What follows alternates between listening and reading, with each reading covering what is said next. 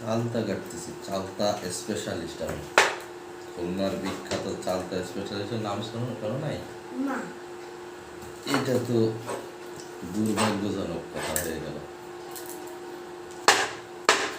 খুলনার বিখ্যাত চালতা স্পেশালিস্টের বলবো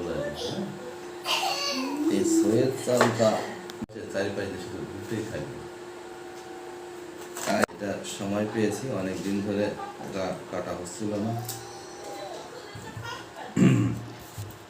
আমাকে অনেকেই রিকোয়েস্ট করতেছে কেন আমি এই চালতাটা মাখাচ্ছি না। তো অবশেষে সময় পেয়েছি আজকে। যারা এটা কাটতে পারে না তাদেরকে ভিডিও দেখলে কাটতে শিখে যাবে। এই যে মাঝখানে এরকম এইটা ছিল, আমি প্রথমে 2 ভাগ করে ফেলেছি।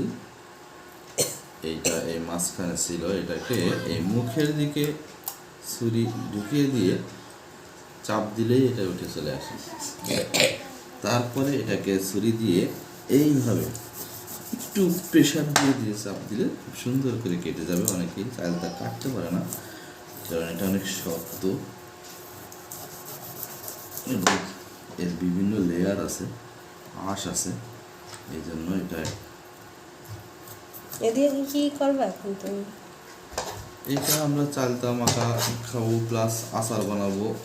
সব ঠিক তো চালতা মাখা খেয়ে শেষ হবে না, কিছু অংশ চালতা মাখা আর বাকিটা চালতার আচার বানানো হবে, সেটা আরো টেস্টি হবে।